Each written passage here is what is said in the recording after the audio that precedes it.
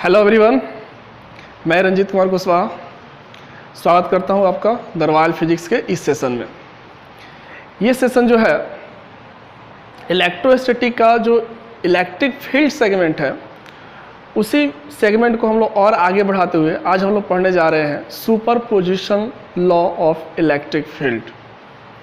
जैसे कि हम लोगों ने इलेक्ट्रिक फोर्स के सुपरपोजिशन को पढ़ा है, डैट मीन्स कि हमने ये पढ़ा है कि अगर बहुत सारे चार्जेज आपस में एक दूसरे से इंटरेक्शन में हो तो किसी एक चार्ज पर, सिंगल चार्ज पर बहुत सारे चार्जेस के कारण टोटल फोर्स या नेट फोर्स कितना होगा, इस चीज़ को निकालना हम लोगों ने पिछले कुछ क्लासेज में सीखा है। ये सेम चीज़ इलेक्ट्रिक फील्ड के लिए भी अप्लाई होता है। यानी अगर किसी बिंदु पर, किसी पॉइंट पर बहुत सारे चार्जेस के कारण अगर हम वहाँ पर नेट फील्ड निकालना चाहें तो उसको भी हम ज्ञात कर सकते हैं, और इसी प्रोसेस को हम लोग कहते हैं सुपरपोजिशन ऑफ इलेक्ट्रिक फील्ड। तो इस सेशन में हम लोग इस चीज़ को समझेंगे कि सुपरपोजिशन के द्वारा, सुपरपोजिशन का लॉ क्या कहता है, इसके द्वारा कैसे हम लोग इलेक्ट्रिक फील्ड का मैग्नीट्यूड, डायरेक्शन हम लोग ज्ञात कर सकते हैं, उसको भी जानेंगे। और साथ ही साथ हम इसमें कुछ क्वेश्चंस को भी सॉल्व करेंगे जो कि इलेक्ट्रिक फील्ड पर आधारित होंगे, सुपरपोजिशन लॉ पर आधारित होंगे। इसलिए वीडियो थोड़ा सा लंबा भी हो सकता है, क्योंकि मेरा प्रयास है कि एक ही सेशन में हम इससे संबंधित बहुत सारे न्यूमेरिकल्स को सॉल्व कराएं। इसमें जो भी हम लोग न्यूमेरिकल्स ले रहे हैं वो ज़्यादातर न्यूमेरिकल्स एनसीईआरटी से लिए गए हैं, या वे न्यूमेरिकल्स लिए गए हैं जो कि सीबीएसई के एग्ज़ाम में या बोर्ड के एग्ज़ाम में बहुत बार पूछे गए हैं। और ये जितने भी क्वेश्चन हैं सबके पीछे कुछ ना कुछ फंडामेंटल लॉ, कुछ ना कुछ बेसिक कॉन्सेप्ट जुड़ा हुआ है। तो प्रत्येक क्वेश्चन के साथ हम लोग कुछ इलेक्ट्रिक फील्ड के कुछ ना कुछ कॉन्सेप्ट को ज़रूर सीखेंगे, जिससे हमको ये पता चलेगा कि जो चीज़ें हम लोग थ्योरी में पढ़ते हैं उन चीज़ों का न्यूमेरिकल्स में कितना अच्छा एप्लीकेशन है। तो चलिए शुरू करते हैं, इलेक्ट्रिक फील्ड के सुपरपोजिशन के बारे में जानते हैं।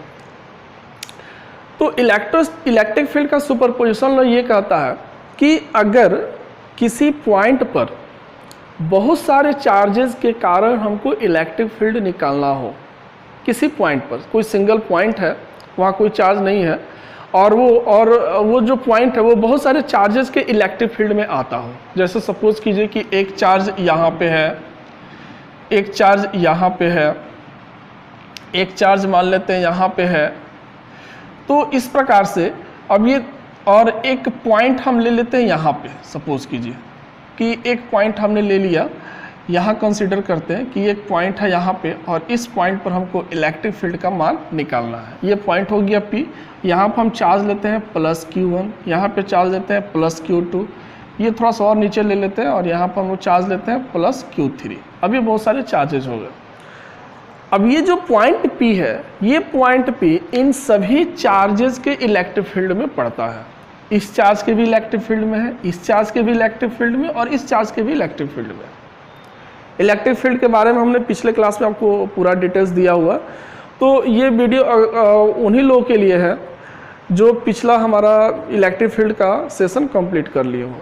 अगर आप उसको नहीं देखें तो सबसे पहले आप इलेक्ट्रिक फील्ड के वीडियो को समझिए, उसको देखिए, और तब आप इस वीडियो को देखें।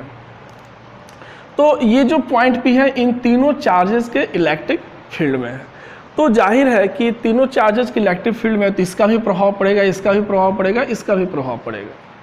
तो अगर हमको P पॉइंट पर इन सभी चार्जेस के कारण नेट इलेक्ट्रिक फील्ड या नेट इलेक्ट्रिक फील्ड का मैग्नीट्यूड, उसका डायरेक्शन निकालना हो, तो उसके लिए लॉ क्या कहता है?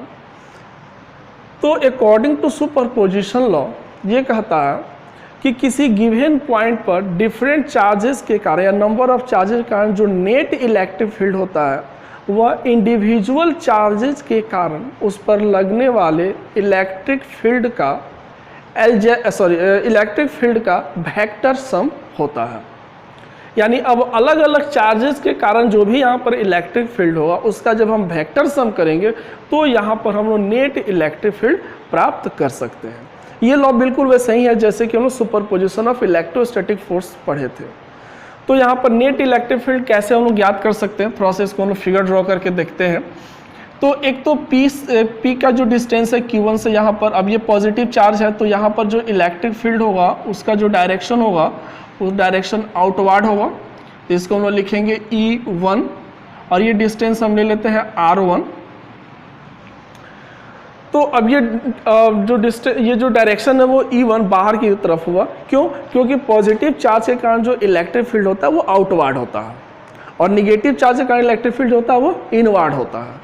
तो ये चीज़ हम लोग पिछले क्लास से पढ़ चुके हैं, तो उसी के हिसाब से ये बाहर की तरफ। फिर ये Q2 पॉजिटिव चार्ज है तो इसके कारण भी जो इलेक्ट्रिक फील्ड होगा उसका भी जो यहाँ से यहाँ तक इसका डायरेक्शन हो गया R2, सॉरी ये डिस्टेंस, और इसका जो डायरेक्शन होगा वही पॉजिटिव चार्ज है तो ये हो गया E2 बाहर की तरफ। इसी प्रकार से अगर Q3 के कारण हम निकालें तो देखिए इसको हम लोग ऐसे, तो ये जो डायरेक्शन है इसका भी जो डायरेक्शन होगा वो हम ऐसे दिखाएंगे E3 और ये उसका डिस्टेंस हो गया R3 वेक्टर। तो अब यहाँ पर अगर हम नेट इलेक्ट्रिक फील्ड निकालना चाहते हैं तो उसको लिखेंगे net electric field at P is given by, तो उसको लिखेंगे E is equal to vector sum of individual electric field due to individual charges in the presence of another charge. एक चीज बिल्कुल ये ध्यान रखना है कि जब हम इस चार्ज के कारण यहाँ इलेक्ट्रिक फील्ड निकालेंगे तो इन दो चार्जेस के कारण इलेक्ट्रिक फील्ड का वहाँ पर कोई योगदान नहीं होगा। यानी हम ये कंसीडर करके यहाँ इसके कारण इलेक्ट्रिक फील्ड ये कंसीडर करते हुए निकालेंगे कि ये दोनों चार्ज वहाँ पर ऑब्सेंट है, ये बिल्कुल ध्यान रखना है। फिर जब इसके कारण हम इलेक्ट्रिक फील्ड निकालेंगे तो ये कंसीडर करें कि ये और ये दो चार्ज वहाँ पर ऑब्सेंट है। फिर जब इसके कारण इलेक्ट्रिक फील्ड निकालेंगे तो ये कंसीडर करें कि ये और ये दोनों चार्ज वहाँ पर ऑब्सेंट है, और तब इंडिविजुअल चार्जेस के कारण इलेक्ट्रिक फील्ड निकाल करके तब उसका हम वेक्टर सम करेंगे तो हमारा वहाँ पर नेट इलेक्ट्रिक फील्ड प्राप्त होगा इन द ऑब्सेंस। यानी प्रत्येक चार्ज के कारण जब हम इलेक्ट्रिक फील्ड निकाल रहे हो तो बाकी चार्जेस को हम ऑब्सेंट मानेंगे। तो हमारा ये जो इलेक्ट्रिक फील्ड हो गया नेट इलेक्ट्रिक फील्ड पे E बराबर E1 plus E2 plus E3 plus dot dot dot En। अब जितने भी चार्जेस होंगे उसके लिए हम लोग n तक हम लोग उसको ऐड कर लेंगे। तो अब हम अगर इसका मैग्नीट्यूड इसको फॉर्मूला के रूप में लिखें तो ये हो जाएगा 1/4 pi epsilon not Q1 upon R1 का स्क्वायर और इसका डायरेक्शन हो जाएगा R1 कैप। फिर Q2 के लिए 1/4 pi epsilon not Q2 upon R2 square और R2 कैप।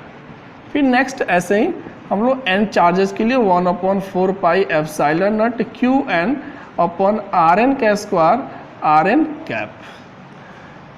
तो इसमें देखिए एक चीज़ कि इलेक्ट्रिक फील्ड हम लोग पिछले क्लास में पढ़ा हुआ था कि इलेक्ट्रिक फील्ड जो है वो सिर्फ उसी चार्ज पर डिपेंड करता है जिस चार्ज के कारण हम इलेक्ट्रिक फील्ड निकाल रहे हैं।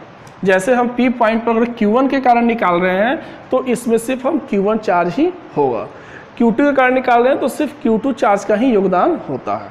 ठीक है, इसमें से अगर हम 1/4 पाई एप्सिलॉन नॉट कॉमन ले लें तो ये हो जाएगा Q1 upon R1 square R1 cap, फिर Q2 upon R2 square R2 cap, फिर Q3 upon R3 square R3 cap and so on. हम यहाँ पर लिख सकते हैं Qn upon Rn square Rn cap. तो ये हमारा नेट इलेक्ट्रिक फील्ड का मान होगा जो कि वेक्टर फॉर्म में है एज अ थ्योरी। अब हम इसको वेक्टर सम करेंगे कैसे, तो हम लोग 3 यहाँ पर है तो हम लोग 2 को पहले निकालेंगे रिजल्टेंट, फिर तब उसका जो रिजल्टेंट आएगा वो फिर तीसरे के साथ उसका रिजल्टेंट निकलेगा और तब इस प्रकार से हमारा रिजल्टेंट इलेक्ट्रिक फील्ड का मैग्नीट्यूड और डायरेक्शन P पॉइंट पर प्राप्त होगा। तो ये हमारी थ्योरी की बात हो गई। अब चलिए इस पर हम कुछ क्वेश्चन लेते हैं। हमने जो पिछले क्लास में जो इलेक्ट्रिक फील्ड पढ़ा था उस पर भी आधारित कुछ क्वेश्चन लेंगे और सुपरपोजिशन पर भी आधारित क्वेश्चन लेंगे और ये बहुत अच्छे क्वेश्चन है क्योंकि आगे जो अब हम पढ़ने वाले हैं, आगे हम लोग पढ़ने वाले इलेक्ट्रिक डाइपोल। तो जब हम लोग डाइपोल के बारे में जब पढ़ेंगे और डाइपोल के कारण इलेक्ट्रिक फील्ड वगैरह निकालना जब सीखेंगे तो उसमें हम लोग इन्हीं प्रिंसिपल्स का यूज़ हम वहाँ पर करने वाले हैं। इसलिए इसका एक एक न्यूमेरिकल बहुत ध्यान से समझिएगा और बहुत ध्यान से इसको बनाइएगा क्योंकि हर न्यूमेरिकल कुछ ना कुछ कॉन्सेप्ट आपको दे जाएगा। तो आइए हम लोग कुछ क्वेश्चन लेते हैं, इसको थोड़ा सा वाइप कर देते हैं।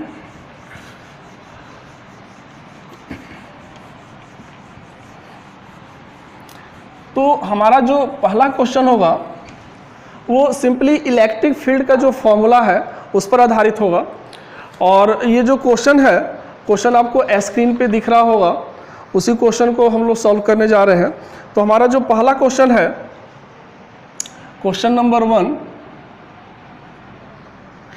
Calculate the electric field strength required to just support a water drop of mass 10 to the power -7 kg and having a charge of 1.6 into 10 to the power -19 coulomb. यानी क्वेश्चन में क्या कह रहा है कि हमको उस इलेक्ट्रिक फील्ड स्ट्रेंथ को बताना है जो किसी वाटर ड्रॉप जिसका मास दिया गया है, वाटर ड्रॉप का मास है यहाँ पर 10 to the power -7 kg, m is equal to 10 to the power -7 kg उसका मास है, और उस पर जो चार्ज है उस चार्ज का मान है 1.6 into 10 to the power -19 coulomb. ये इतना उस पर चार्ज है और ये उसका मास है। तो कह रहा है कि अगर इसको किसी इलेक्ट्रिक फील्ड में लटकाया जाए, इस मास को, और उस पर इतना चार्ज दिया गया हो, तो इलेक्ट्रिक फील्ड का स्ट्रेंथ क्या होगा कि वो उसको बैलेंस कर सके। यानी वो मास या वो जो वाटर ड्रॉपलेट है वो नीचे नहीं गिरे, बल्कि इलेक्ट्रिक फील्ड में ऐसे बैलेंस्ड हो जाए, उसी पे तैरता रहे, वो नीचे नहीं गिरे। तो इलेक्ट्रिक फील्ड का स्ट्रेंथ क्या होगा? तो हम लोगों ने कल पढ़ा हुआ था कि इलेक्ट्रिक फील्ड जो है, इलेक्ट्रिक फील्ड में जब भी कोई चार्ज पार्टिकल रखते हैं तो उस पर फोर्स भी लगता है, क्योंकि हमने जो इलेक्ट्रिक फील्ड का जो फॉर्मूला पढ़ा था, तो E इज इक्वल टू पढ़ा था F/Q0।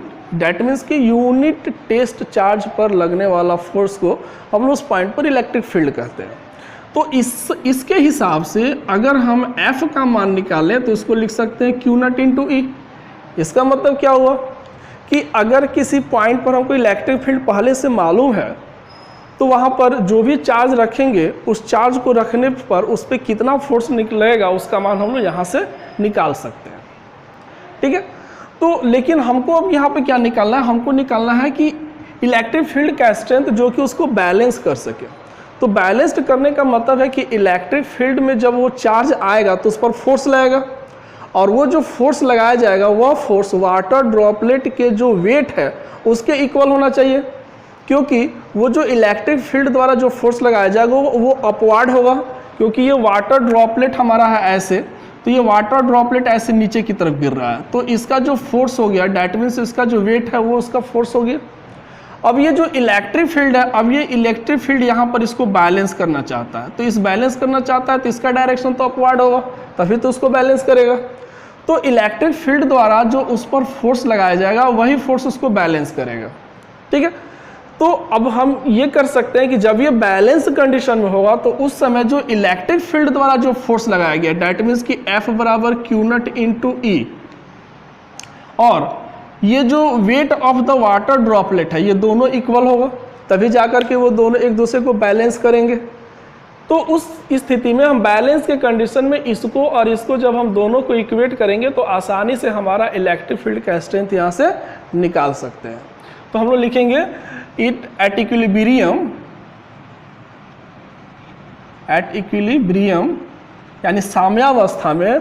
तो साम्यावस्था में क्या होगा कि दोनों फोर्स इक्वल होंगे, ग्रेविटेशनल फोर्स और इलेक्ट्रोस्टैटिक फोर्स। तो ग्रेविटेशनल फोर्स हो गया is equal to electrostatic force. Gravitational force हो गया हमारा mg और इलेक्ट्रोस्टैटिक फोर्स हो गया Q0 इंटू E। तो हमको यहाँ पर इलेक्ट्रिक फील्ड का मान निकालना है, डैट मीन्स कि mg/Q0। इसको डिवाइड कर देंगे तो हमारा निकल जाएगा। अब m का मान दिया हुआ है 10 to the power -7, g का मान हम लोग ले लेते हैं 9.8 और Q0 का मान हो गया हमारा 1.6 इंटू 10 to the power -19। अब ये हमारा हो जाएगा न्यूटन पर कूलम इलेक्ट्रिक फील्ड का यूनिट। अब इसको आप डिवाइड करके आसानी से निकाल सकते हैं कि इलेक्ट्रिक फील्ड का मैग्नीट्यूड क्या होना चाहिए उसको बैलेंस करने के लिए। स्ट्रेंथ आप आसानी से यहाँ से आप डिवाइड कर लेंगे तो इसका वैल्यू निकल जाएगा। और मैं उम्मीद करता हूँ कि 0 यानी 6 इंटू 10 to the power 12 के आसपास आना चाहिए। तो ये हमारा, इसको आप सॉल्व कर लेंगे। तो इससे हम ये समझें कि इलेक्ट्रिक फील्ड में अगर कोई भी चार्ज पार्टिकल या कोई भी अगर वाटर ड्रॉपलेट, जैसे चार्ज वाटर ड्रॉपलेट अगर ये गिर रहा है, तो उसको बैलेंस्ड करने के लिए वो जो फोर्स होगा, तो इक्विलिब्रियम में इलेक्ट्रोस्टैटिक फोर्स, और ये हमारा इलेक्ट्रोस्टैटिक फोर्स हो गया और ये हमारा ग्रेविटेशनल फोर्स हो गया जो कि वेट हो गया, और ये दोनों को इक्वेट कर देंगे तो हम लोग इलेक्ट्रिक फील्ड का स्ट्रेंथ निकाल सकते हैं। डैट मीन्स कि इन इक्विलिब्रियम में जो होगा ये दोनों इक्वल होंगे। क्लियर है? चलिए अब हम लोग एक और क्वेश्चन लेते हैं। हमारा जो नेक्स्ट क्वेश्चन है, आप देख रहे होंगे स्क्रीन पे,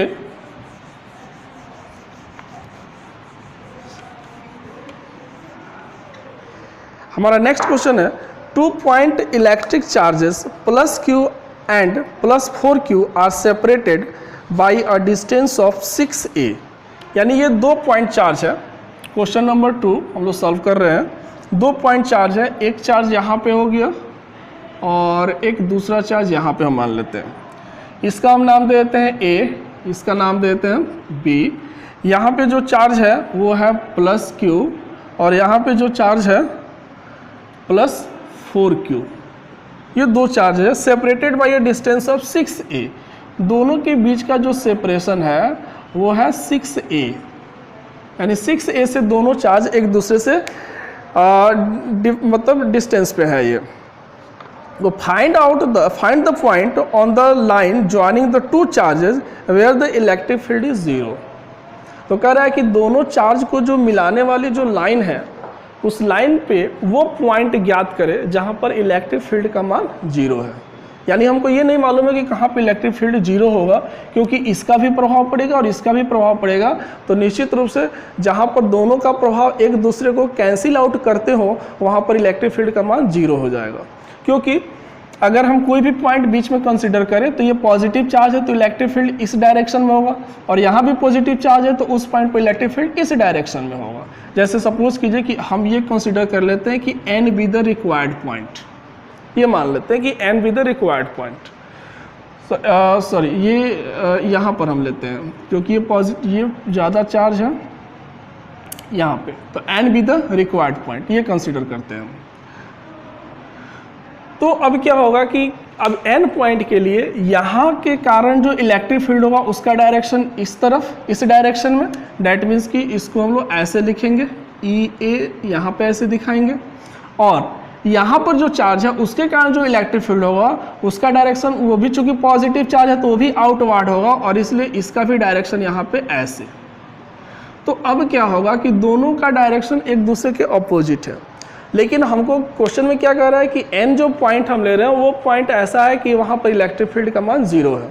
तो यहाँ पे इलेक्ट्रिक फील्ड 0 तभी होगा जब EA और EB दोनों एक दूसरे के बराबर हो, और अपोजिट तो है ही। अगर दोनों एक दूसरे के बराबर हो और अपोजिट हो तो एक दूसरे को कैंसिल आउट कर देंगे और नेट इलेक्ट्रिक फील्ड हमारा n पर 0 हो जाएगा। तो इसलिए हम ये मानते हैं कि अकॉर्डिंग टू क्वेश्चन कहा जा रहा है कि n पर इलेक्ट्रिक फील्ड 0 है, तो इसलिए late n be the required point. So for point n, electric field at A will be electric field due to A is equal to electric field due to B। ये दोनों n point पर equal हो जाएंगे और दोनों के मान को हम लोग लिख सकते हैं कैसे? तो EA का मान अगर हम यहाँ पर निकालेंगे तो अब मान निकालने के लिए डिस्टेंस हमको मालूम होना चाहिए। तो हम यहाँ पर ये कंसीडर करते हैं कि यहाँ से इसका जो डिस्टेंस है वो x है, n पॉइंट का डिस्टेंस x, और ये डिस्टेंस x हो गया तो ये वाला डिस्टेंस हो जाएगा 6a माइनस x। ये जो बाकी जो डिस्टेंस बचेगा वो ये 6a माइनस x। ठीक है, तो अब हम क्या करते हैं कि यहाँ से यहाँ तक x और यहाँ से 6a माइनस x। तो अगर हमको यहाँ के कारण यहाँ पे इलेक्ट्रिक फील्ड निकालना है, डैट मीन्स कि EA का मान निकालना है, तो according to formula 1/4 pi epsilon naught Q upon x square, और फिर EB का मान अगर हम निकालते हैं तो ये हो जाएगा 1/4 पाई एप्सिलॉन नॉट, और वहाँ 4Q है तो 4Q upon 6a minus x का होल स्क्वायर। अब यहाँ से देखिएगा तो ये आसानी से कट सकते हैं और ये भी कट जाता है, तो हमारे पास बच जाता है 1/x² और ये हो गया 6a माइनस एक्स का स्क्वायर। इसको हम लोग ऐसे लिख सकते हैं 1/x का होल स्क्वायर और इसको ऐसे बना सकते हैं 6a माइनस एक्स का स्क्वायर। तो स्क्वायर से square cancel, 1/x equal to 1/6a minus x. तो इसको हम लोग रीअरेंज करेंगे तो ये हो जाएगा 6a minus x equal to x, 6a minus x equal to x.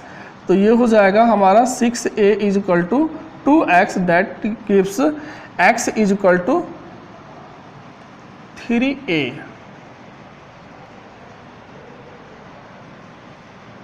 x equal to 3a हमारा डिस्टेंस हो जाएगा। गलत हो रहा है,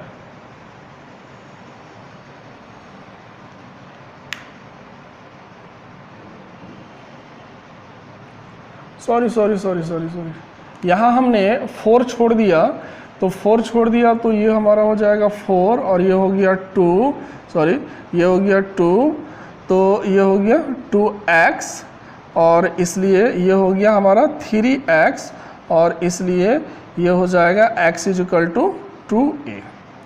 डैट मीन्स कि हमारा ये जो डिस्टेंस होगा a से n तक का, वो जो डिस्टेंस होगा वो 2a हो जाएगा। तो यहाँ से अगर ये 2a डिस्टेंस पर है तो b से ये डिस्टेंस कितना हो जाएगा, तो 6a माइनस 2a यानी 4a। तो यहाँ से यहाँ तक इसका डिस्टेंस 4a और यहाँ से यहाँ तक इसका डिस्टेंस 2a। ये हमारा आंसर होगा फॉर द n पॉइंट। ठीक है, तो n पॉइंट अगर कभी भी इस तरह के क्वेश्चंस पूछे जाए तो उसको हम इसी स्टेप में सॉल्व करेंगे। और n पॉइंट जो है यहाँ पर हमारा नेट इलेक्ट्रिक फील्ड 0 है, इसलिए हम लोग n पॉइंट के लिए दोनों के कारण इलेक्ट्रिक फील्ड को हम लोग इक्वेट कर लेंगे, क्योंकि दोनों एक दूसरे को कैंसिल आउट करेंगे तभी n पॉइंट पर हमारा नेट इलेक्ट्रिक फील्ड का मान 0 हो पाएगा। ओके, क्लियर है। चलिए अब हम एक और क्वेश्चन लेते हैं। अगला जो क्वेश्चन है वो भी कुछ इसी तरह का क्वेश्चन है, इलेक्ट्रिक फील्ड के सुपरपोजिशन पे आधारित है। तो इसको जल्दी जल्दी हम साफ कर लेते हैं।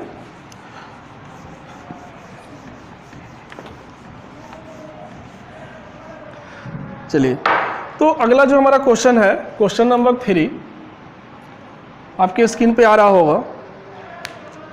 2 point charges of 2 into 10 to the power minus 7 coulomb and 1.0 into 10 to the power minus 7 coulomb are 0.01 metre apart in vacuum.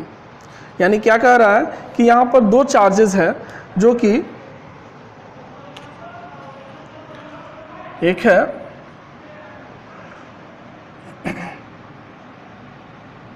ये चार्ज, एक हो गया, और एक ये दूसरा चार्ज। ये चार्ज है हमारा 2 पॉइंट, इसको नाम देते हैं A, और ये 2.0 into 10 to the power minus 7 coulomb है। और दूसरा है B और इसका नाम देते हैं हम लोग, ये इसका वैल्यू है 1.0 into 10 to the power minus 7 coulomb. और दोनों के बीच का जो सेपरेशन है वो है 0.01 मीटर अपार्ट इन वैक्यूम। ये दोनों चार्ज वैक्यूम में है।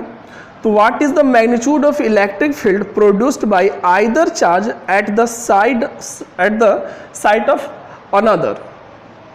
यानी क्या कह रहा है क्वेश्चन में कि ऐसे दो चार्जेस हैं, एक दूसरे से 0.0 मीटर डिस्टेंस से अपार्ट है। ठीक है, तो क्वेश्चन में ये कह रहा है कि हमको इलेक्ट्रिक फील्ड का मान निकालना है at each side due to another. यानी यहाँ पर इलेक्ट्रिक फील्ड निकालना है इस चार्ज के कारण, और फिर यहाँ पे इलेक्ट्रिक फील्ड निकालना है इस चार्ज के कारण।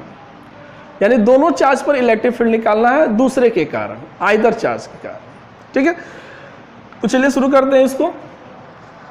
तो अगर हम सपोज कीजिए कि अगर हम इलेक्ट्रिक फील्ड एट ए निकालते हैं, इलेक्ट्रिक फील्ड एट ए, तो एट ए इलेक्ट्रिक फील्ड अगर हम निकालेंगे तो इस यहाँ पे इलेक्ट्रिक फील्ड निकालने के लिए अब इसके चार्ज की हमको जरूरत नहीं है। हमको किसके चार्ज की जरूरत है? बी के, क्योंकि बी के कारण ए पर इलेक्ट्रिक फील्ड निकल रहा है। ठीक है, और अगर हम ए के कारण बी पर निकालते हैं तो फिर हमको बी के चार्ज की जरूरत नहीं है, हमको सिर्फ ए के चार्ज की जरूरत है। ठीक है, तो हम यहाँ पर निकाल रहे हैं इलेक्ट्रिक फील्ड, तो यहाँ पर हम लिख देते हैं electric field at A due to charge at B, यानी बी पर जो चार्ज है उसके कारण ए पर हम लोग इलेक्ट्रिक फील्ड निकालते हैं, तो उस इलेक्ट्रिक फील्ड को ई बी कहेंगे क्योंकि बी के कारण निकल रहा है।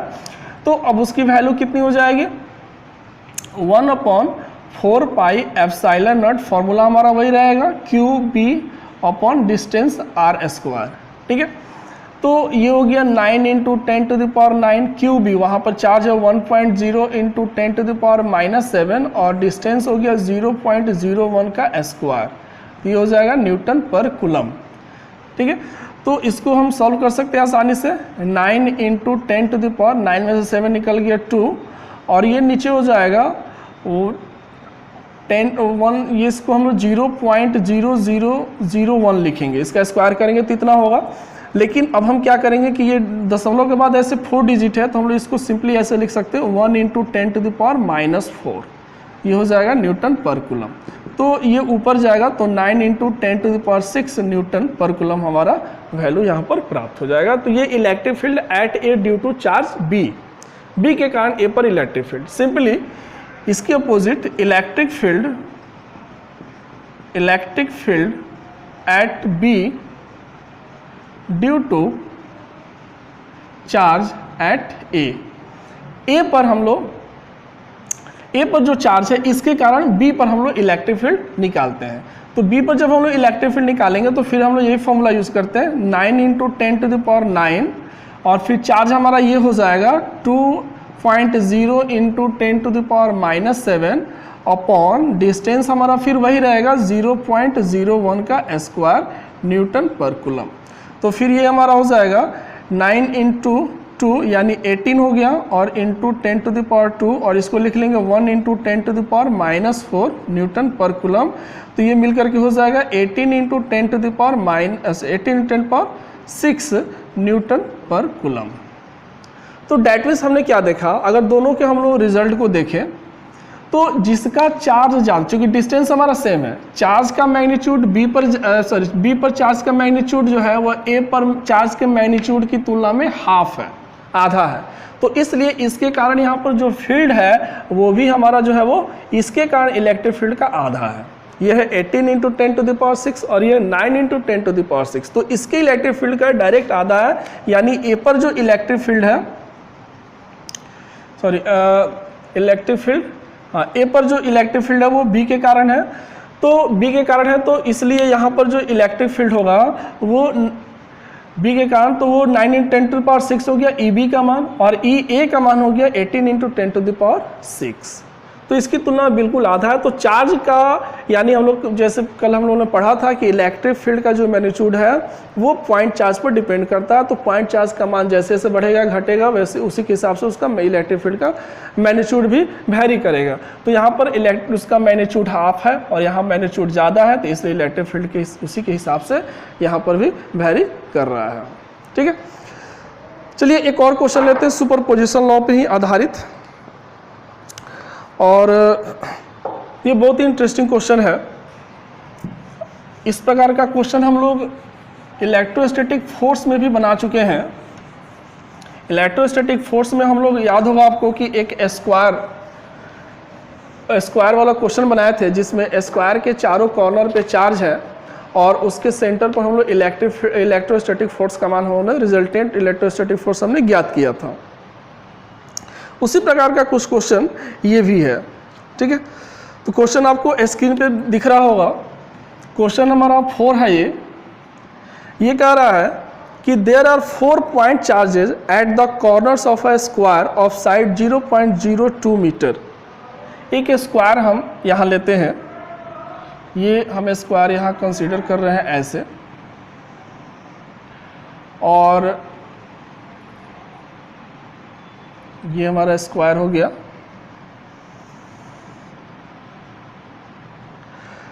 तो इस स्क्वायर का जो साइड है वो है 0.02 मीटर। तो सभी साइड 0.02 मीटर होंगे, 0.02 मीटर, और ये भी 0.02 मीटर। इसका नाम हम देते हैं, ये हो गया A, ये B, ये C और ये हो गया D। Find the magnitude and direction of the electric field at the centre X of the square. अब इसकी जो सेंटर है X, अब इसका सेंटर कैसे बनाएंगे हम लोग, यहाँ से ऐसे डायगोनल ड्रॉ करते हैं और ये जो डायगोनल जहाँ पे क्रॉस करेंगे वो इसका सेंटर हो गया, इसका नाम हम लोग देते हैं X। तो कह रहा है कि इस सेंटर पे, सेंटर X पे इलेक्ट्रिक फील्ड का मैग्नीट्यूड और डायरेक्शन हमको ज्ञात करना है।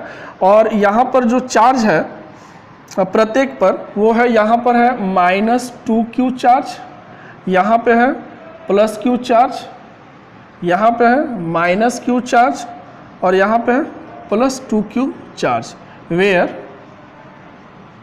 q = 0.02 microcoulomb. अभी हमारा क्वेश्चन कंप्लीट हो गया। आप इस क्वेश्चन को फिगर से भी समझ सकते हैं। जैसे ये ABCD एक स्क्वायर हो गया जिसका साइड 0.02 मीटर है, इसका सेंटर हो गया X। प्रत्येक कॉर्नर पर देख रहे हैं चार्ज दिया गया -2q, +q, फिर -q, फिर +2q, और जहाँ पर q का वैल्यू है 0.02 माइक्रोकूलम। अब हमको X पॉइंट पर, यानी जो इस स्क्वायर का जो सेंटर है, उस सेंटर पर नेट इलेक्ट्रिक फील्ड का मान हमको कैलकुलेट करना है। नेट इलेक्ट्रिक फील्ड का मैग्नीट्यूड भी निकालना है और उसका डायरेक्शन भी निकालना है। तो आपको याद होगा कि अगर इस तरह का क्वेश्चन हम लोग इलेक्ट्रिक फील्ड इलेक्ट्रिक फोर्स के लिए भी हम लोगों ने कैलकुलेट किया हुआ था। तो उसको हम लोग कैलकुलेट करने से पहले सबसे पहले हम लोग इसमें क्या निकालते हैं, सबसे पहले इसमें कैलकुलेट करेंगे कि A से X तक का डिस्टेंस क्या होगा। और इस डिस्टेंस को निकालने के लिए हम लोग ADC, जो ये हमारा राइट एंगल ट्रायंगल है, इस राइट एंगल ट्रायंगल में हम लोग हाइपोटेनस का मान निकालेंगे, AC का मान निकालेंगे AD और DC को जोड़ करके। ठीक है, तो चलिए फटाफट हम लोग कर लेते हैं उसको, डिस्टेंस को हम लोग निकाल लेते हैं और उस डिस्टेंस को हम लोग यहाँ पर रख लेंगे। तो डिस्टेंस निकालने के लिए हम लोग लिखते हैं इन ट्रायंगल ADC, तो AC = √AD का स्क्वायर प्लस DC का स्क्वायर। तो ये हो गया हमारा 0.02 का स्क्वायर और फिर ये 0.02 का square.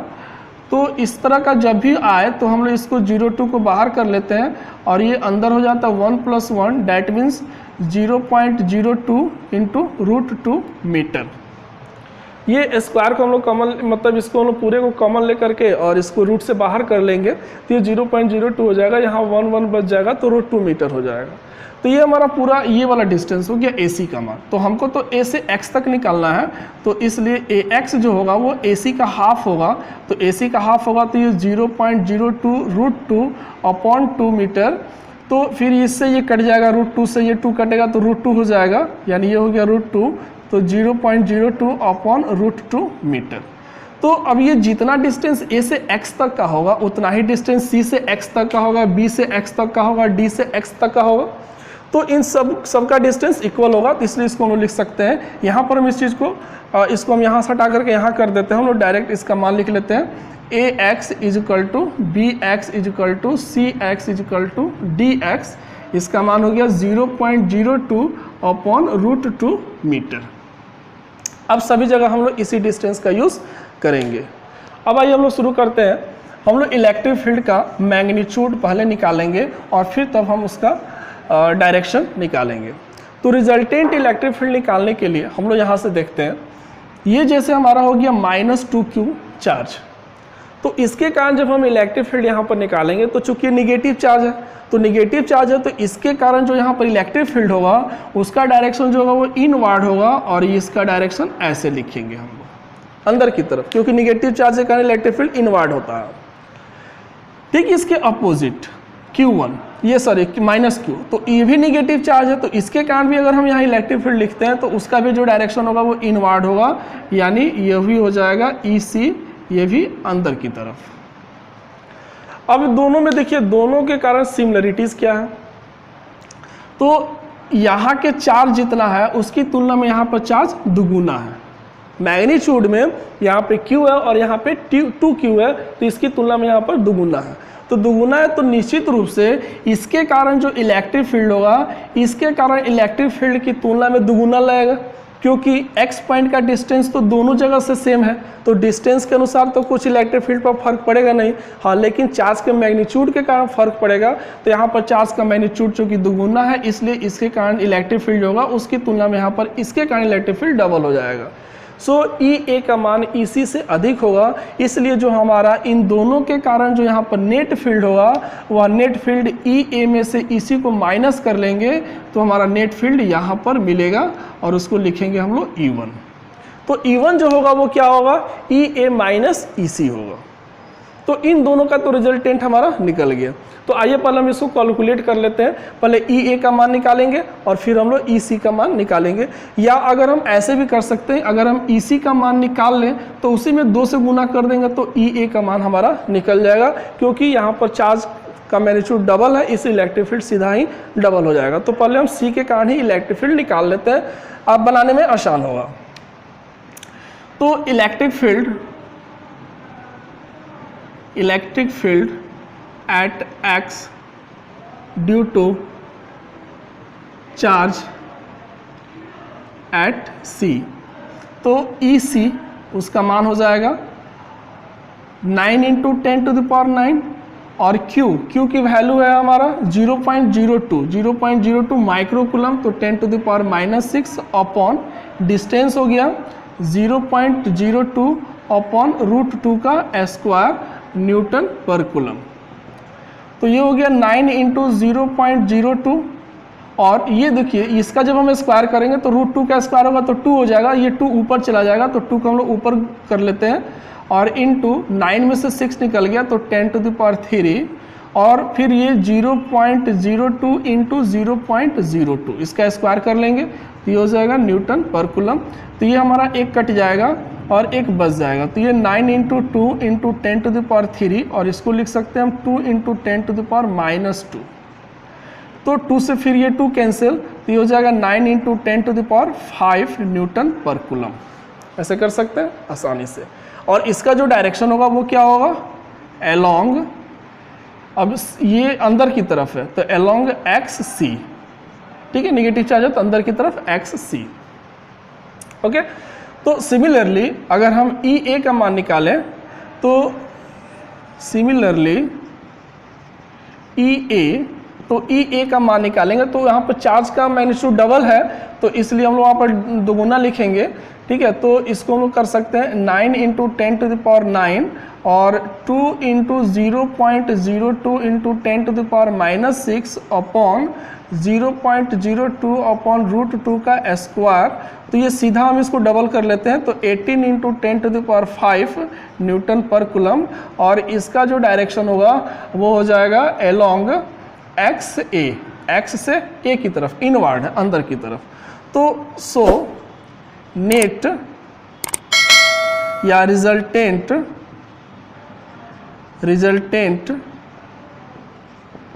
Field at X due to EA and EC, तो इसको हम लोग क्या करेंगे, E1 मान लेते हैं और माइनस हम करेंगे किस में से, EA में से माइनस कर लेंगे EC को, क्योंकि EA का मान ज़्यादा है और EC का मान कम है।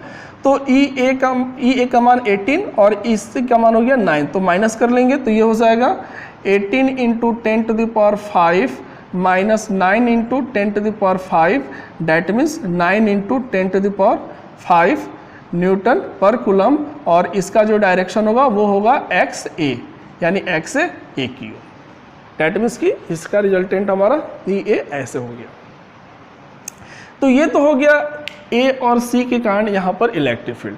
सिमिलरली B और D के कारण भी हम यहाँ पर इलेक्ट्रिक फील्ड निकाल सकते हैं।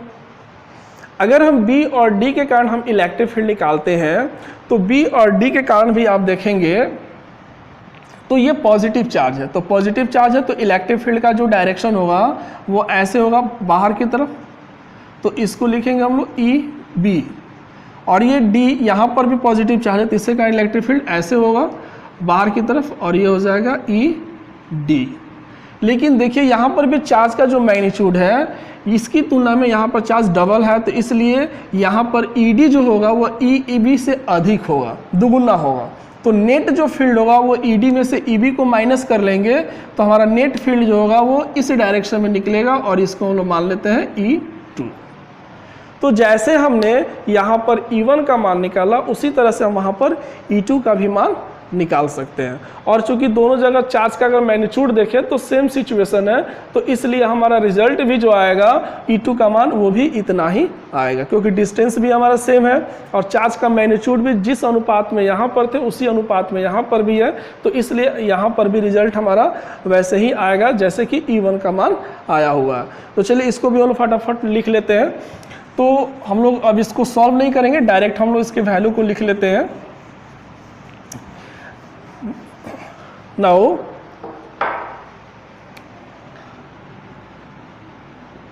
electric field at X due to charge at B। तो B के कारण जब हम लोग इलेक्ट्रिक फील्ड निकालेंगे तो EB ये हो जाएगा 9 × 10⁵ न्यूटन पर कूलम, और इसका जो डायरेक्शन होगा वो हो जाएगा EB का इस डायरेक्शन में, XD के डायरेक्शन में, ठीक है। एंड ड्यू टू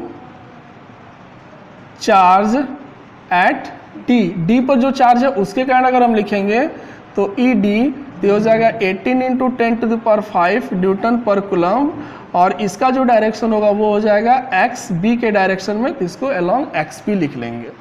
तो इसलिए resultant of EB and ED तो क्या हो जाएगा, इसको E2 मान लेते हैं और ED का मान अधिक है तो ED में से EB को माइनस कर लेंगे, तो 18 × 10⁵ माइनस 9 × 10⁵, इसको माइनस कर लेंगे न्यूटन पर कूलम, ये हो जाएगा 9 × 10⁵ न्यूटन पर कूलम, और इसका जो डायरेक्शन होगा वो होगा XB के डायरेक्शन।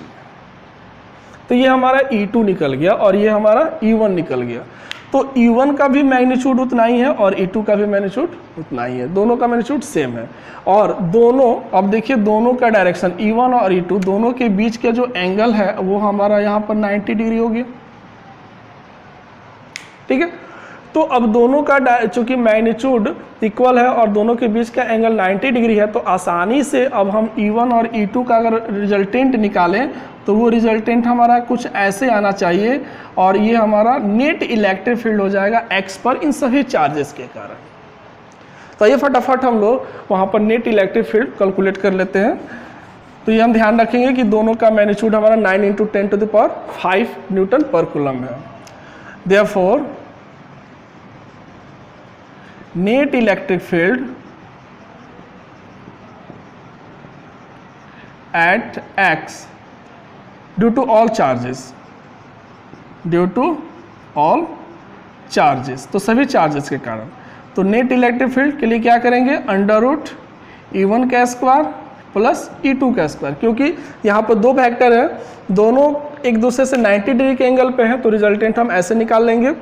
तो यहाँ पर हम लोग इसको कैलकुलेट करते हैं, 9 × 10⁵ का स्क्वायर और फिर प्लस 9 × 10⁵ का स्क्वायर, तो यहाँ से हम कॉमन ले लेंगे 9 × 10⁵, तो ये हो जाएगा √2, डैट मीन्स कि 9 × 1.414 × 10⁵ न्यूटन पर कूलम। इसको मल्टीप्लाई कर लेते हैं, जो कि 36 का 6, 9 × 9 और 3 12, और 9 × 36 1 37, 9 × 9 और 3 12 × 10⁵, तो ये हो जाएगा 12 इतना, तो इसको हम लोग लिख सकते हैं 1.27 × 10⁻, अब ये हो जाएगा 6 न्यूटन पर कूलम, 1.27 × 10⁻⁶ न्यूटन पर कूलम हमारे यहाँ पर फाइनल इलेक्ट्रिक फील्ड का मैग्नीट्यूड आएगा। तो अभी तो हमारा ये मैग्नीट्यूड निकला, हमको उसका डायरेक्शन भी निकालना है कि उस इलेक्ट्रिक फील्ड का जो डायरेक्शन क्या होगा, रिजल्टेंट इलेक्ट्रिक फील्ड का डायरेक्शन। तो डायरेक्शन के लिए हम लोग tan अल्फा का यूज़ करेंगे सिंपली हम लोग, तो tan अल्फा को हम लोग यूज़ करते हैं। देखिए क्या आता है हमारा रिजल्ट, तो for direction of E at x tan alpha. तो tan अल्फा बराबर हम लोग लिखेंगे E2 sine 90 degree upon E1 plus E2 cos 90 degree. तो साइन 90 का मान हो गया हमारा 0, सॉरी साइन 90 का मान हो गया 1, cos 90 का मान हो गया 0। तो साइन 90 का मान 1, तो ये ऊपर हो गया E2 और cos 90 0, तो ये 0 हो जाएगा, तो हमारा नीचे हो जाएगा E1। अब चूंकि क्या है कि E1 का जो मैग्नीट्यूड है वही E2 का भी मैग्नीट्यूड है, इसलिए दोनों कट करके हो जाएगा 1 और 1 होगा, तो ये यहाँ पर एंगल होता है 45 डिग्री, यानी tan में 45 डिग्री का मान 1 आता है, तो डैट मीन्स कि अल्फा इज इक्वल टू हो जाएगा 45 डिग्री।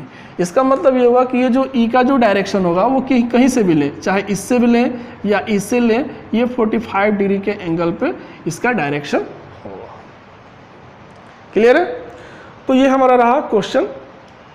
अगर इस तरह का स्क्वायर हो और सेंटर पर इलेक्ट्रिक फील्ड का मैग्नीट्यूड अगर निकालना हो तो ऐसे हम लोग इसको आसानी से सॉल्व कर सकते हैं। चलिए अभी कुछ और क्वेश्चन हम लोग लेते हैं। चलिए हमारा नेक्स्ट क्वेश्चन है क्वेश्चन नंबर 5। बहुत ही अच्छा क्वेश्चन है ये। 3 चार्जेस, क्वेश्चन आपको स्क्रीन पे दिख रहा होगा, 3 charges each equal to Q, 3 charge है सभी Q के इक्वल है, are placed at the 3 corners of a square of side A. ये भी स्क्वायर वाला ही क्वेश्चन है और किसी स्क्वायर के तीनों कॉर्नर पे स्थित है और स्क्वायर का साइड जो है वो ए है। तो find the magnitude of electric field at the 4th corner. तो चौथे कॉर्नर पर इलेक्ट्रिक फील्ड का हमको मैग्नीट्यूड ज्ञात करना है। जैसे हम लोग यहाँ बनाते हैं फटाफट एक स्क्वायर, ये हम स्क्वायर कंसीडर करते हैं ऐसे, ये हमारा स्क्वायर हो गया। चलिए ये स्क्वायर हो गया हमारा, इसका नाम देते हैं A, B, C और D। ठीक है, और कह रहा है कि प्रत्येक कॉर्नर पे जो चार्ज है वो Q है। यहाँ पर भी Q है, यहाँ पे भी Q है, यहाँ पे भी Q है, 3 पे, और चौथा कॉर्नर खाली है। तो कह रहा है कि चौथा जो कॉर्नर है इसका साइड जो है वो A है, ए, ठीक है ए। तो जो चौथा कॉर्नर जो खाली है उस चौथे कॉर्नर पर बाकी 3 चार्जेस के कारण हमको इलेक्ट्रिक फील्ड का मैग्नीट्यूड निकालना है। तो हम मान लेते हैं कि ये चौथा कॉर्नर डी जो है वो हमारा खाली है और यहीं पर हमको इलेक्ट्रिक फील्ड का मैग्नीट्यूड हमको निकालना है। ठीक है, तो अब डी पर इलेक्ट्रिक फील्ड का मैग्नीट्यूड निकालने के लिए अगर ए से निकालते हैं तो ये हमारा डिस्टेंस होगा, सी से निकालेंगे तो ये डिस्टेंस होगा, लेकिन अगर हम बी से निकालेंगे तो उसके लिए फिर हमको ये वाला डिस्टेंस निकालना पड़ेगा। तो ये वाला डिस्टेंस हम निकालने के लिए क्या करते हैं, हम इसको ऐसे ड्रॉ करते हैं यहाँ पे। ठीक है, तो हमको ये वाला डिस्टेंस निकालना है BD। तो BD निकालने के लिए हम लोग ये ट्रेंगल ले लेते हैं BCD और इस BCD में हम लोग हाइपोटेनस निकाल लेते हैं BD। तो इन ट्रेंगल BCD, तो इसमें हम लोग लिख सकते हैं BD is equal to under root A square plus A square, यानी इसका भी मान a है और इसका भी मान a है, तो a square plus A square, तो ये हो जाएगा √2a, ये तो बाहर आ जाएगा, तो √2a इसका ये डिस्टेंस हो जाएगा BD का। तो नाउ अब हम लोग फटाफट A के कारण इलेक्ट्रिक फील्ड निकालते हैं, फिर B के कारण, फिर C के कारण। ठीक है, चार्ज सबके जगह, सबके कॉर्नर पे Q है और डिस्टेंस यहाँ पर A दिया हुआ है। तो नाउ हम स्टार्ट करते हैं। इलेक्ट्रिक फील्ड यहाँ पे electric field at D due to charge A, तो A चार्ज के कारण, तो A चार्ज के कारण हम वहाँ पे इलेक्ट्रिक फील्ड निकालेंगे, तो ये हो जाएगा EA is equal to 1/4 pi epsilon naught Q upon distance हो गया A स्क्वायर। और इसका जो डायरेक्शन होगा, अब ये पॉजिटिव चार्ज है तो यहाँ पर इसका जो डायरेक्शन होगा वो हम लोग ऐसे लेंगे, ये हमारा इसका डायरेक्शन हो जाएगा EA। ठीक है, यानी अलोंग A से D की ओर, A से D की ओर। Similarly due to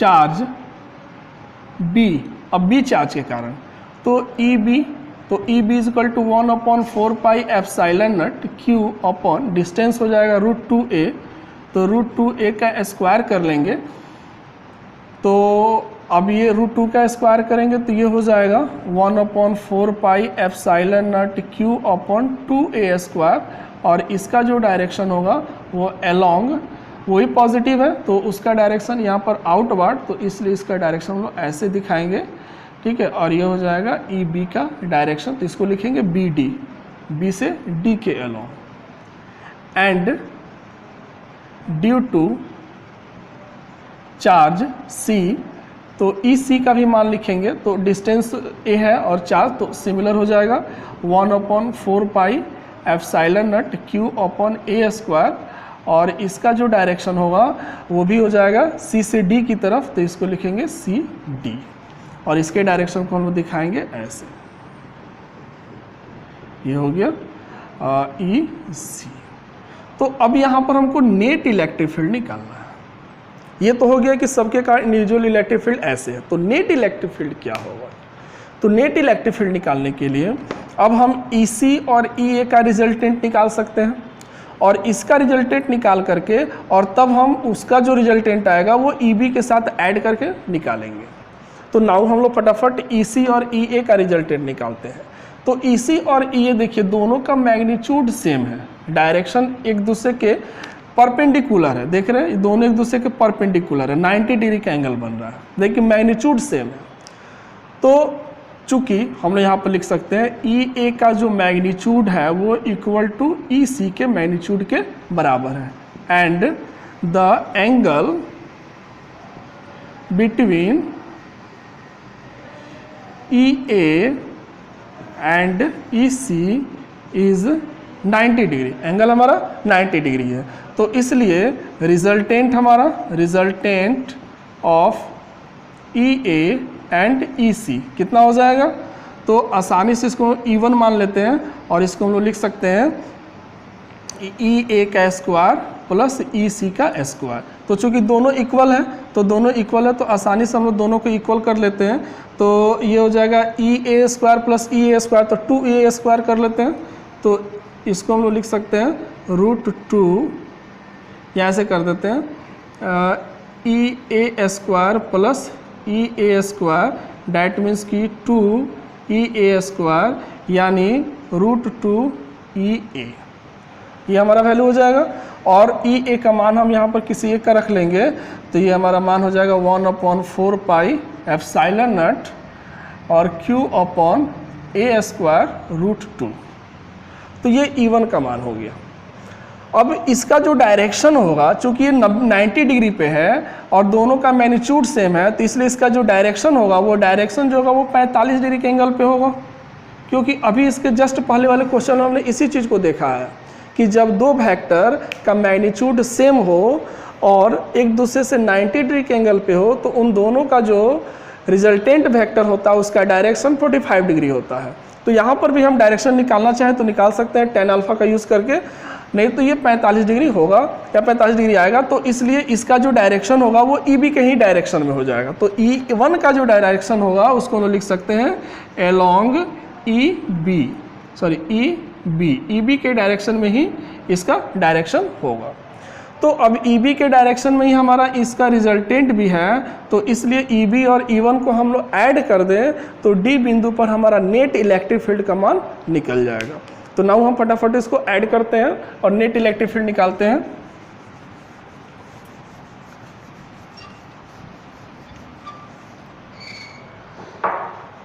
Therefore, net electric field at D, तो नेट इलेक्ट्रिक फील्ड हो जाएगा E is equal to E1 और प्लस EB।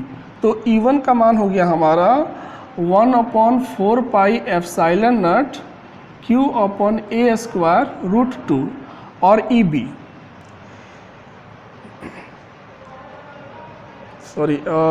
EB का जो मान है हम लोगों ने निकाला हुआ था 1/4 pi epsilon naught Q upon 2a², क्योंकि वहाँ पर √2a है तो 2a² यहाँ पर हमारा डिस्टेंस हो जाएगा, तो √2a²।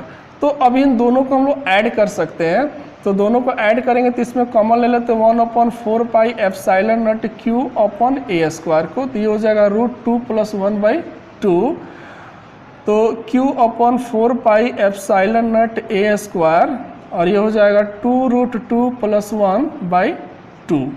तो ये हमारा इसके साथ मल्टीप्लाई हो जाएगा, तो q/8πε0 a² और ये हो जाएगा 2√2 + 1, that will be the net electric field in magnitude at point D.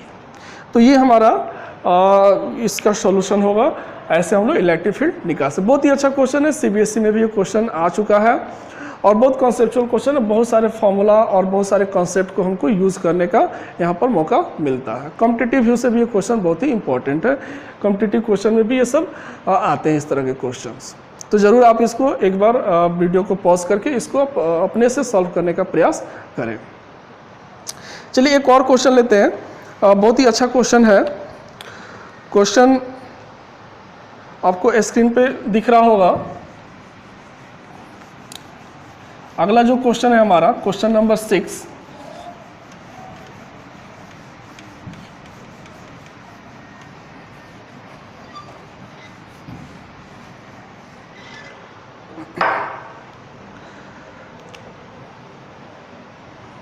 Question number 6 यहाँ पे क्या कहता है, ये बहुत ही एनसीईआरटी का क्वेश्चन है और कई बार ये स्टेट बोर्ड में भी आ चुका है, सीबीएसई में भी आ चुका है, बहुत इंपॉर्टेंट क्वेश्चन है, कई बार ये पूछ चुका है। इससे इस क्वेश्चन को हम लोग ले रहे हैं। 2 पॉइंट चार्जेस QA = 3 माइक्रोकुलम और QB = -3 माइक्रोकुलम। जैसे यहाँ पर दो चार्जेस हैं, एक चार्ज है, यहाँ देखिए ये हो गया, इसका नाम देते हैं A, इसका नाम देते हैं B। यहाँ पे जो चार्ज है 3 माइक्रोकुलम है और यहाँ पर जो चार्ज है वो -3 माइक्रोकुलम है। Are located 20 centimetre apart in vacuum, एक दूसरे से 20 सेंटीमीटर, डैट मीन्स कि हम इसको लिख लेंगे 0.2 मीटर एक दूसरे से अपार्ट है, वैक्यूम में एक दूसरे से अलग है, ठीक है। तो what is the electric field at the mid point O of the line joining line AB joining the two charges. AB का जो लाइन है ज्वाइन करने वाला, उस ज्वाइन करने वाले लाइन का जो मिड पॉइंट है, मान लेते हैं ये हमारा मिड पॉइंट हो गया और इसका नाम देते हैं O। तो वहाँ पर इलेक्ट्रिक फील्ड का मैग्नीट्यूड ज्ञात करना है और उसका डायरेक्शन भी बताना है। इसे इलेक्ट्रिक फील्ड पूछा जा रहा है तो डैट मीन्स उसका मैग्नीट्यूड और डायरेक्शन दोनों बताना है। तो उसका मैग्नीट्यूड क्या होगा, डायरेक्शन क्या होगा, वो निकालेंगे। तो चूंकि मिड पॉइंट है तो इसलिए सिंपली हम कह सकते हैं कि यहाँ से यहाँ तक का डिस्टेंस 0.1 मीटर हो गया, इसको लिख सकते हैं 0.1 मीटर और ये वाला डिस्टेंस भी 0.1 मीटर, ठीक है। अब ये पॉजिटिव चार्ज है और ये निगेटिव चार्ज है, तो पॉजिटिव चार्ज के कारण यहाँ इलेक्ट्रिक फील्ड जो होगा वो बाहर की तरफ होगा, डैट मीन्स कि ये हमारा इलेक्ट्रिक फील्ड हो गया EA इसके कारण, अब A चार्ज के कारण। लेकिन B पर जो चार्ज है वो निगेटिव है तो इसलिए इसके कारण जो इलेक्ट्रिक फील्ड होगा वो इनवर्ड होगा और इसलिए इसके कारण भी इलेक्ट्रिक फील्ड EA के ही डायरेक्शन में हो जाएगा। तो इसलिए अब O पर जो नेट इलेक्ट्रिक फील्ड होगा वो दोनों के यानी EA और EB दोनों को ऐड करने से प्राप्त होगा। इसलिए हम सिंपली लिख सकते हैं, ये क्वेश्चन नंबर 1 है, तो net electric field eight O is given bye कितना हो जाएगा, तो E = EA + EB। तो EA का मान निकालते हैं, तो हम लोग 9 × 10⁹ इंटू चार्ज हो गया 3 माइक्रोकुलम अपॉन डिस्टेंस हो गया 0.1 का स्क्वायर, फिर प्लस वहाँ पे भी उतना ही है 9 × 10⁹, 3 × 10⁻⁻6 और 0.1 का स्क्वायर और ये हो गया न्यूटन पर कूलम। तो ये तो दोनों सेम है तो हम लोग इसमें 2 से मल्टीप्लाई कर सकते हैं, 2 × 9 × 3 × 10⁹ में से 6 निकल गया तो 3 हो जाएगा और ये हो जाएगा 0.01 न्यूटन पर कूलम और इसका जो डायरेक्शन होगा अलोंग O से B की तरफ है, तो अलोंग OB।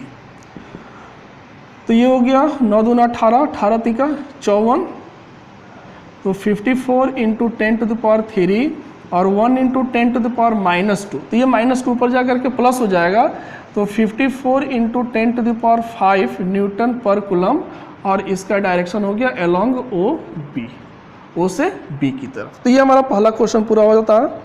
अब इसी में कह रहा है एक और क्वेश्चन, दूसरा क्वेश्चन कह रहा है कि if a negative test charge of magnitude, यानी एक टेस्ट चार्ज रखते हैं जिसका मैग्नीट्यूड है 1.5 इंटू 10⁻⁻9 कूलम, और ये निगेटिव चार्ज है तो यहाँ पर माइनस में। What is the force experienced by the test charge, यानी कहा जा रहा है कि अब इस O पॉइंट पर जहाँ पर हमने इलेक्ट्रिक फील्ड निकाला कि इतना है और उसका डायरेक्शन O से B की तरफ है, अगर उसी पॉइंट पर अगर हम Q = इतना मैग्नीट्यूड का कोई निगेटिव चार्ज रखें तो उस पर फोर्स क्या लगेगा, उस फोर्स का मान हमको वहाँ पर ज्ञात करना है। तो फोर्स ज्ञात करने के लिए हम लोग क्या निकाल सकते हैं, F = Q0 × E, ये हमारे पास फॉर्मूला, ये टेस्ट चार्ज हो गया तो Q0 हमने इसको मान लिया।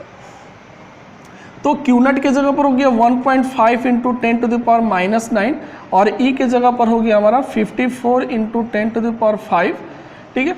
और ये चूँकि हमारा ये चार्ज का हो गया कूलम और इसका न्यूटन पर कूलम, तो ये हमारा यूनिट हो गया न्यूटन।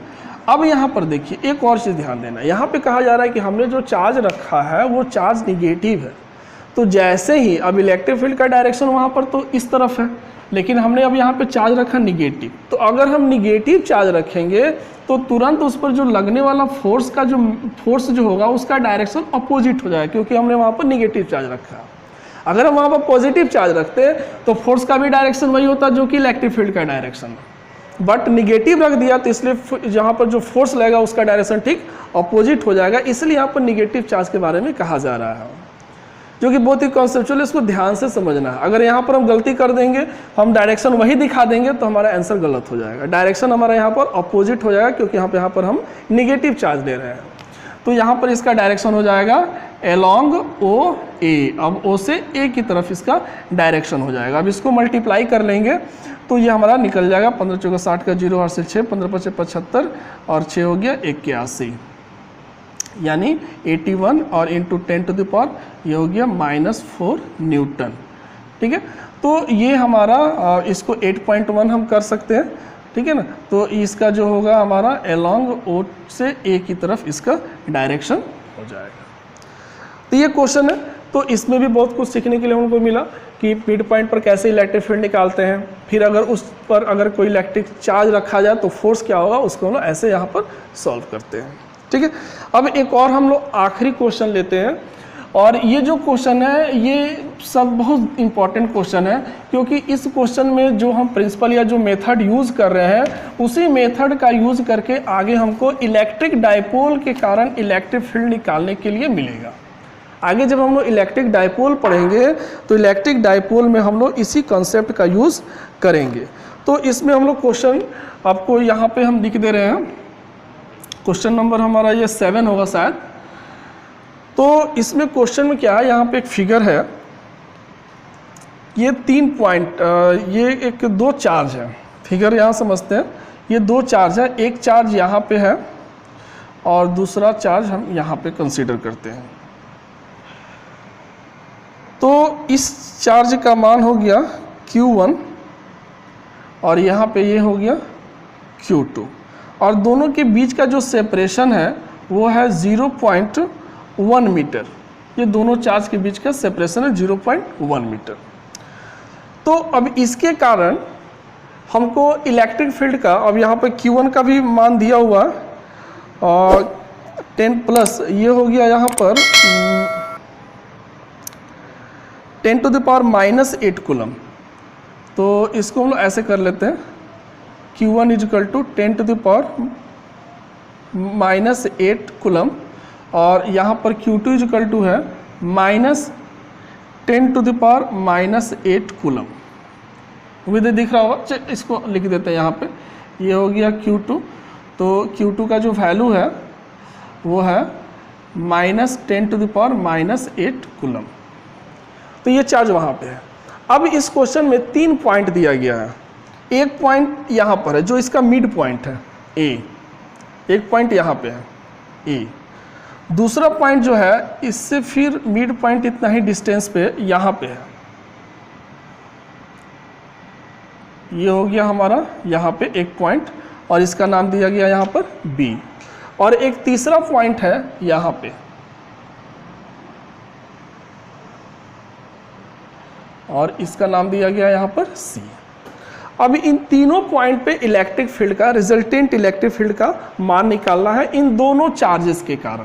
Q1 का मान इतना, Q2 का मान इतना, दोनों के बीच सेपरेशन 0.1 मीटर और ये हाफ डिस्टेंस हो गया, तो ये 0.05 मीटर हो जाएगा और ये भी 0.05 मीटर हो जाएगा और यहाँ से ये भी 0.05 मीटर के डिस्टेंस पे ही है, ये वाला डिस्टेंस भी उतना ही है।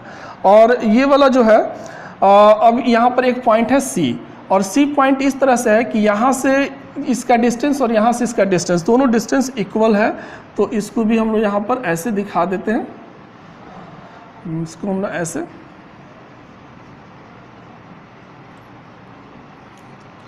और फिर सॉरी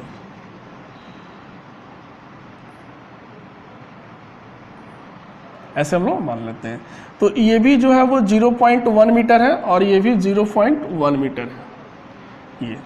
तो हमको A, B और C पर रिजल्टेंट इलेक्ट्रिक फील्ड का मान कैलकुलेट करना, बहुत ही अच्छा क्वेश्चन है ये, इसको हम लोग सॉल्व करते हैं। चलिए सबसे पहले हम लोग A पॉइंट पर निकालते हैं। तो A पॉइंट पर निकालने के लिए अभी जो हमने पिछले क्वेश्चन में जो सॉल्व किया था मिड पॉइंट पर, सेम वही कंसेप्ट यहाँ पर भी हम यूज़ करेंगे, क्योंकि A पॉइंट पर अगर हम इलेक्ट्रिक फील्ड निकालते हैं, सॉरी A पॉइंट पर अगर हम इलेक्ट्रिक फील्ड निकाल रहे हैं, तो A पॉइंट पर इलेक्ट्रिक फील्ड निकालने के लिए फिर हमको यहाँ से पॉजिटिव चार्ज, ये Q1 पॉजिटिव है, तो इसके कारण A पॉइंट पर इलेक्ट्रिक फील्ड का डायरेक्शन ऐसे बाहर की तरफ होगा E1, और यहाँ पर निगेटिव चार्ज है तो इस पर इलेक्ट्रिक फील्ड का जो डायरेक्शन होगा वो अंदर की तरफ होगा E2। तो नेट इलेक्ट्रिक फील्ड दोनों को ऐड करके हम निकाल सकते हैं। तो इसको हम थोड़ा सा शॉर्ट में करते हैं, आप इसको स्वयं बनाइएगा, हम बस आपको थोड़ा सा इसमें हिंट्स कर देते हैं और आप इसको खुद सॉल्व कीजिएगा। तो net electric field eight A, net electric field eight A, तो EA इज इक्वल टू हो जाएगा E1 प्लस E2। तो E1 का मान आप निकाल सकते हैं, चार्ज का मैग्नीट्यूड दिया गया है और डिस्टेंस दिया गया है, फिर वहाँ भी चार्ज का मैग्नीट्यूड और डिस्टेंस, तो दोनों जगह चार्ज का मैग्नीट्यूड और डिस्टेंस सेम है। तो हम लोग यहाँ पर आसानी से लिख सकते हैं 9 × 10⁻⁹ और फिर ये हो जाएगा 10⁻⁻8 और डिस्टेंस हो जाएगा 0.05 का स्क्वायर, और फिर प्लस 9 × 10⁻⁹, 10⁻⁻8 और फिर 0.05 का स्क्वायर, ये हो जाएगा न्यूटन पर कूलम। और इसका जो डायरेक्शन होगा वो डायरेक्शन हो जाएगा अलोंग A से, अब इसका नाम नहीं दिया हुआ तो हम यहाँ पर नाम देते हैं P और Q, तो A से Q की तरफ होगा, तो इसको लिखेंगे अलोंग AQ। अब आप इसको खुद सॉल्व कर लेंगे, नेट इलेक्ट्रिक फील्ड का मान आप सॉल्व करके इसको निकाल सकते हैं, और जो कि आएगा आपको, इसको सॉल्व कीजिएगा तो 7.2 × 10⁴ न्यूटन पर कूलम आएगा। ठीक है, चलिए अब हम लोग बढ़ते हैं B की तरफ। B पॉइंट पे, B पॉइंट का जो डिस्टेंस है, अब जैसे यहाँ पर इसके कारण निकालते हैं, अगर हम Q1 के कारण यहाँ पर इलेक्ट्रिक फील्ड, तो पॉजिटिव चार्ज है तो इलेक्ट्रिक फील्ड का डायरेक्शन ऐसे हो जाएगा, तो यहाँ पर E1, और इसके कारण इलेक्ट्रिक फील्ड निकालते हैं तो निगेटिव चार्ज है तो उसके कारण इलेक्ट्रिक फील्ड का डायरेक्शन अंदर हो जाएगा, तो ये हो जाएगा E2। तो इसका मतलब ये हुआ कि यहाँ पर जो B पर जो नेट इलेक्ट्रिक फील्ड होगा वो E1 में से E2 को माइनस करने पर निकलेगा। लेकिन अब E1 में से E2 को क्यों माइनस करेंगे, E2 में से E1 को क्यों नहीं माइनस करेंगे? तो इसका कारण ये है कि चार्ज तो दोनों जगह सेम है, तो चार्ज के कारण तो इलेक्ट्रिक फील्ड पे फर्क नहीं पड़ेगा, बट डिस्टेंस दोनों जगह से अलग अलग है। Q1 से इसका डिस्टेंस कम है तो फलस्वरूप Q1 के कारण यहाँ इलेक्ट्रिक फील्ड ज़्यादा होगा, और Q2 से डिस्टेंस इसका बहुत ज़्यादा है, इसलिए फलस्वरूप जो Q2 के कारण जो इलेक्ट्रिक फील्ड होगा E2 उसका मान थोड़ा सा कम हो जाएगा। इसलिए हम लोग E1 में से E2 को माइनस करके रिजल्टेंट इलेक्ट्रिक फील्ड ज्ञात करेंगे। तो हमारा रिजल्टेंट इलेक्ट्रिक फील्ड जो होगा वो E1 के ही डायरेक्शन में होगा, तो इसलिए रिजल्टेंट इलेक्ट्रिक फील्ड EB इस डायरेक्शन में होगा। तो नेट इलेक्ट्रिक फील्ड हम लोग निकालते हैं, net electric field eight B, तो ये हो जाएगा EB तो इसको लिखेंगे E1 माइनस E2।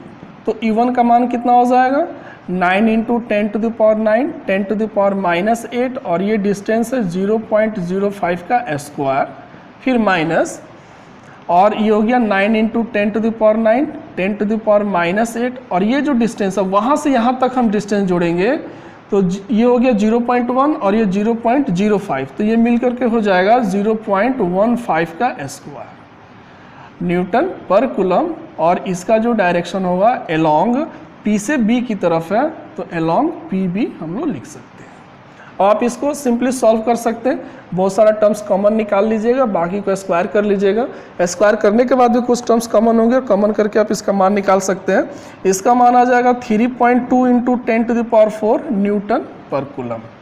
ये EB का मान हो जाएगा, आप इजीली इसको सॉल्व कर सकते हैं। अब आइए हम लोग चलते हैं C पर कि पॉइंट C पर इलेक्ट्रिक फील्ड हम लोग कैसे निकालेंगे। तो पॉइंट C पर इलेक्ट्रिक फील्ड निकालने के लिए डिस्टेंस हमारा दोनों चार्जेस से इक्वल है। तो ये पॉजिटिव चार्ज है, तो इसके कारण जो इलेक्ट्रिक फील्ड होगा उसका डायरेक्शन जो होगा वो पॉजिटिव चार्ज के कारण, तो इलेक्ट्रिक फील्ड बाहर की तरफ E1, और ये निगेटिव चार्ज है तो इसके कारण इलेक्ट्रिक फील्ड का डायरेक्शन जो होगा वो अंदर की तरफ, तो ये हो जाएगा हमारा E2, और दोनों के बीच एंगल हो गया 120 डिग्री। अब ये ध्यान दीजिए, इस तरह का पीछे पहले भी हम लोग क्वेश्चन बना चुके हैं। अब इस क्वेश्चन में क्या है कि दोनों चार्जेस से डिस्टेंस सेम है 0.1 मीटर 0.1 मीटर, दोनों चार्जेस का मैग्नीट्यूड भी सेम है, तो फलस्वरूप दोनों चार्जेस के कारण यहाँ पर जो इलेक्ट्रिक फील्ड E1 और E2 आएगा उसका भी मैग्नीट्यूड सेम होगा, और दोनों के बीच एंगल जो है 120 डिग्री हो गया। यानी यहाँ पर भी वही सिचुएशन आ रहा है कि दो वेक्टर है, दोनों वेक्टर इक्वल है मैग्नीट्यूड में, और दोनों के बीच 120 डिग्री का एंगल है। तो जब भी ऐसा होता है कि दो वेक्टर इक्वल हो मैग्नीट्यूड में और एंगल 120 डिग्री का हो, तो जो रिजल्टेंट वेक्टर आता है उसका भी मैग्नीट्यूड उतना ही होता है जितना कि इन E1 और E2 का होगा। ठीक है, तो आइए अब हम उसको निकालते हैं। तो सबसे पहले हम लोग अब जितना वैल्यू E1 का होगा उतना ही E2 का होगा, तो कोई एक हम निकाल लेते हैं। Now at C E1 is equal to E2 is equal to 9 into 10 to the power 9, और ये हो गया 10 to the power minus 8 upon distance हो गया 0.1 का स्क्वायर, ठीक है, न्यूटन पर कूलम। तो ये ऊपर हो जाएगा 90, ये 10 में से निकल गया तो 10 इंटू 9 90, और ये हो जाएगा 0.01, डैट मीन्स 90 और 1 into 10 to the power minus 2 newton पर कूलम। तो ये माइनस 2 पर जाएगा तो प्लस 2 हो जाएगा, तो 9 into 10 to the power 3 newton पर कूलम इलेक्ट्रिक फील्ड का मैग्नीट्यूड हो जाएगा Q1 और Q2 दोनों का। And angle between E1 and E2 is 120 degree, 120 degree का एंगल है। तो इसलिए रिजल्टेंट कितना हो जाएगा, resultant field at C will be, तो EC, तो हम लोग फिर वही फॉर्मूला यूज करेंगे, E1 का स्क्वायर प्लस E2 का square plus 2E1 E2 cos 120 degree. तो E1 और E2 चूँकि दोनों इक्वल है, तो इसलिए आसानी से हम लोग E1 के जगह पर E2 की जगह पर भी E1 लिख सकते हैं। तो E1 square plus E1 square plus 2E1 square, और ये हो जाएगा -1/2, cos 120 डिग्री की वैल्यू -1/2, तो ये हो जाएगा 2E1 स्क्वायर, और ये 2 से 2 कैंसिल हो गया तो -E1 स्क्वायर, डैट मीन्स कि √E1 स्क्वायर यानी E1। तो E1 की वैल्यू कितनी है 9 into 10 to the power 3 newton पर कूलम। तो इसका मतलब कि C पर हमारा उतना ही मैग्नीट्यूड होगा जितना कि E1 और E2 का है। और अगर उसका डायरेक्शन निकालना चाहे तो चूंकि अब ये दोनों इक्वल है, तो इसलिए इसका डायरेक्शन जो होगा वो फिर 60 डिग्री पर ऐसे हो जाएगा, इसका रिजल्टेंट इलेक्ट्रिक फील्ड का डायरेक्शन। आप डायरेक्शन के लिए tan अल्फा का यूज़ कर सकते हैं। tan alpha is equal to E2 sine 120 degree, upon E1 plus cos 120 degree. इसके अनुसार आप इसको वैल्यू रख करके E1 plus E2 cos 120 degree, इसकी वैल्यू रख करके आप आसानी से वहाँ पर डायरेक्शन का मान निकाल सकते हैं। ये डायरेक्शन भी आपका 60 डिग्री आएगा क्योंकि दोनों वेक्टर इक्वल है। तो ये वाला जो क्वेश्चन है, अभी जब हम लोग अगला जो हमारा सेशन पढ़ेंगे हम लोग इलेक्ट्रिक डाइपोल, तो उस इलेक्ट्रिक डाइपोल के कारण जब हम लोग इलेक्ट्रिक फील्ड का कैलकुलेशन करेंगे तो सेम हम लोग इसी मेथड का यूज़ करेंगे। जैसे हमने बी पर यूज़ किया, सी पे यूज़ किया, इसी तरह के मेथड का यूज़ करके हम लोग वहाँ पर इलेक्ट्रिक डाइपोल के कारण इलेक्ट्रिक फील्ड का मान निकालेंगे। तो आज का सेशन कैसा लगा आप हमें ज़रूर कमेंट्स करके बताएं, और इसी तरह के हम और भी क्वेश्चंस न्यूमेरिकल्स आपके लिए लेकर के आते रहेंगे।